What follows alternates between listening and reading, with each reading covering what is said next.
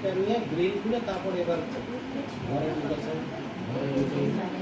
আর অনিতার ঘরে গেছে, ওই পূজার ঘরে গেছে, সব ব্যাগগুলো নিয়ে ওই ব্যাগের থেকে ক্যাশ যা ছিল আর জুয়েলারি কিছু ছিল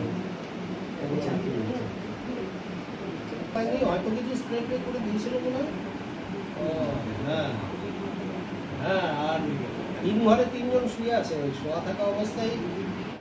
অনিতা সিং। আচ্ছা, কি হয়েছে একটু যদি বলেন কালকে রাতে?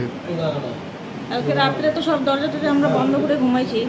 ঘুমানোর পরে সকালবেলা আমার বর যখন সকালে ও আগে উঠছে, উঠে দেখে যে সব ব্যাগ ট্যাগ এখানে জানলা খোলা দরজা খোলা সব, উঠে আমাকে ডেকে উঠালো। আমার ব্যাগটা বাইরে ছিল, ঘরের ভিতরে ওরা ঢুকে চুরি টুরি সব করছে, সব এখানে জিনিস ছড়ানো ছিল। কি কি চুরি হয়েছে?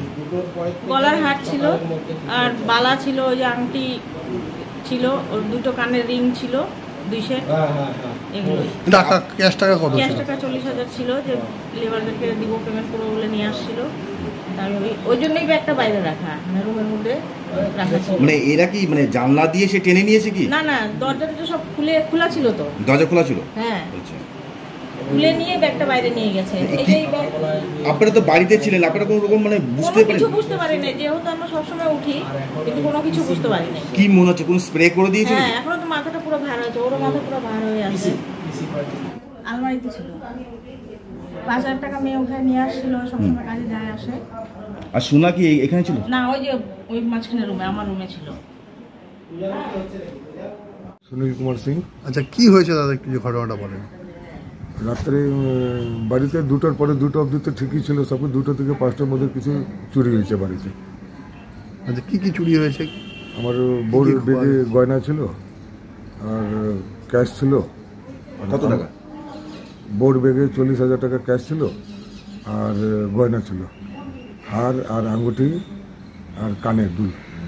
আপনারা বাড়িতে ছিলেন না? বাড়িতে ছিল। তাহলে কিভাবে ঢুকলো, কিভাবে মনে হলো?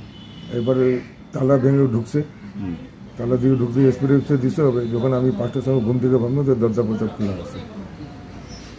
আনুমানিক কত টাকা খোয়া গিয়েছে?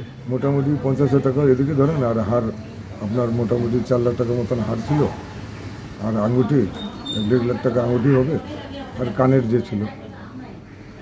মানে এটা আপনার কটার দিকে হতে পারে, আপনার কি মনে হচ্ছে? না, 2টা অবধি আমি বাথরুম গিয়ে এসে সব কিছু ঠিক ছিল।